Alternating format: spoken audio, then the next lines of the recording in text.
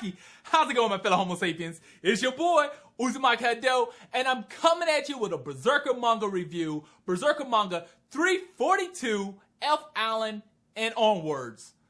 Land ho!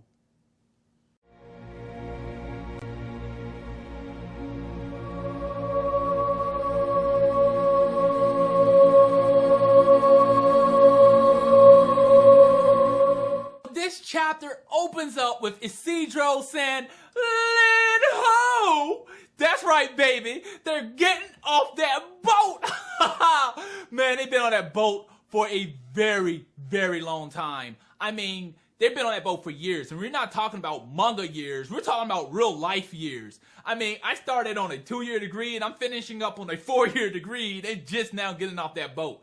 Now, quite frankly, it does mean, it seems that long because they did have that long skip in between of no chapters coming out, but still, they've been on that boat for a very long time. So I'm very happy seeing them get off that boat. Now, one thing that we notice once they get off the boat, we see Isma talking to one of the mermaids. One of the mermaids handed her a she shell, letting her know if she ever needs help, blow in it, we can hear you. As a matter of fact, if you put the she shell to your ear, you can hear us. Now, if you're not too familiar about Isma, a little bit about her backstory is that her father is a fisherman and her mother is a mermaid. But I believe that mermaids are referred to as merrows in the Berserker world. So it's kind of interesting, you know, what was that fisherman thinking? You know, he liked to go outside his species a little bit.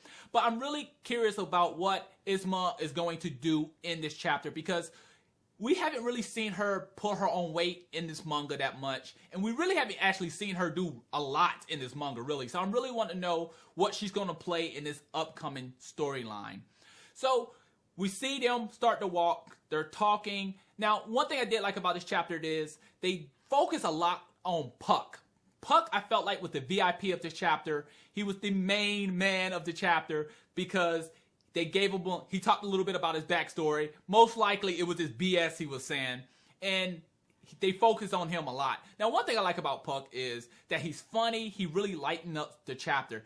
Puck, see, Berserker is one of those dark mangas. I mean, just rip people guts off, crush people's heads, someone get raped here and there. You know, hundreds and thousands of people have been slaughtered. And that's one thing I love about Guts. But at the same time, Puck really lightens it up. He's this character that stands out. He's just really, really funny. And so one of the things was people was curious, like, why did he ever leave the island? Like, why did he just leave? And he was like, well, if you want to know my story, I'll tell you. And they were like, no, please don't. And he tells the story anyway. But Puck always act like he's this king character, but in reality, I think he is a character that none of the other fairies liked, and they kicked him off the island because he was annoying. That's just my own personal idea of Puck. So we get to this area where they have these rocks all over the areas, and they're trying to figure out what are these rocks. They look like gravestones, but they don't know what it is. And out of nowhere, Isidro runs right through the rocks and he gets teleported back and he's running back towards them. He's like, huh? What the hell's going on? So what we learned about this was this island has a barrier around it. This island has a barrier to pretty much stop not just people from coming, but trespassers from trespassing on this island. Now, something that I left out a little earlier that I sort of talked about was the time and space on this island. So one of the merrows or mermaids was telling everyone that time is different on this island. It does not apply as same as it is in the real world, where if you're on this island for 5 minutes, it could be 5 days to 5 years. So you have to be careful. You have to be knowledgeable of this time. And I think that's going to have a big part in this series. I feel like that time, space thing that's going on the island is really going to have a big effect on these characters. But it could benefit them in the long run, and it could hurt them in the long run. So back to this little path. They talked about how there's a barrier around here. It keeps trespassers out. However, they look at Puck. They say, well, you're from this land. We can just use you to get through it. So they use Puck. They tie a little string around them, and they pretty much use Puck to get through the maze because Puck can see which path to go. Now, what's interesting is we see some mystery characters in the background, and they're looking at Guts and his team as they're walking through the maze, and they say, well, they'll never get through. They must likely are pirates or something of that nature. But Guts and them get through, and then they say, well, they still got to get past these scarecrows. The scarecrows will scare them off. So once again, Isidro runs right through, like he didn't learn his lesson. He just runs right through, tries to run right through the scarecrow. One of the scarecrows wake up, goes in for a slash. Guts come out of nowhere, takes down the scarecrow. Now, here's the thing. You can't just run around in Berserker like that, because you'll get yourself killed. You'll get ripped to shreds. That's Berserk. You'll get ripped to shreds. And I can understand that he's been on this boat for all these years. He really just want to run around, stretch those legs, but you just can't do that. So at the end of this chapter, we see Guts pulling out his sword, standing up, and we see the scarecrows waking up, and it looks really, really badass. But in reality, I feel like these scarecrows are going to be extremely weak, and they're going to be wiped out.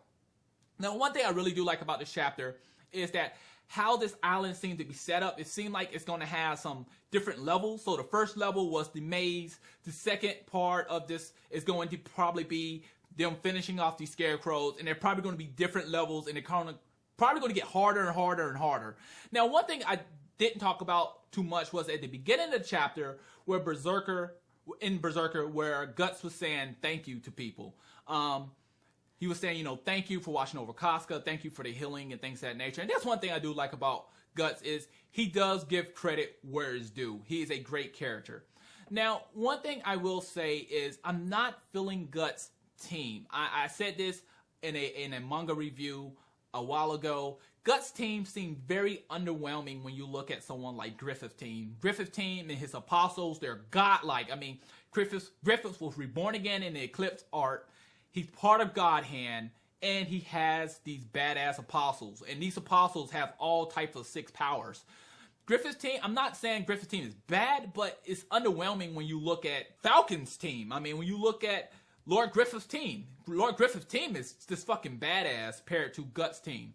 And not just that, I feel like Guts is really, really old. I mean, let's look at him now. He's been struck by lightning. He's been set on fire. He has a hand that's been cut off. He's missing an eye. Half his hair is gray. Don't get me wrong, Guts is still badass, but I feel like Guts is going to need a power-up, or they're going to need to give him a younger body. Perhaps while he's on this island, they can rewind time some type of way. Perhaps they can heal him. Don't get me wrong, I love the scars. It shows his bottom wounds. It shows how nasty and sick he is.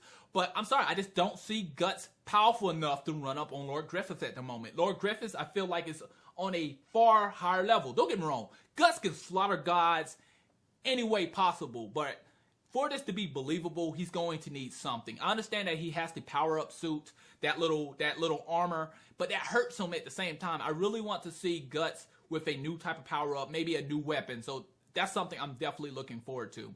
But this chapter was very, very short. It was straight to the point. The art in this chapter was good. Anytime when it comes down to Berserker, the art is usually always phenomenal. Like, this art was always great. The storyline I was pretty happy with. So I'm going to rate this chapter a 7 out of 10. Yes, that's right, a 7 out of 10. Great chapter. One main thing I liked about it, it did have some progression. Matter of fact, it wasn't some progressions. It was a lot of progression. I mean, once they got off that boat, everything changed. I'm going to be honest with you. There's a whole new world for them to explore. So I'm curious what's going to happen next. I believe they're on this island to try to get Casca some help or try to fix her some type of way. And I'm just curious what's going to happen in the future of Berserker. But that's all I have for you today. Please rate, subscribe, and comment. It really helps the channel. Thanks for watching.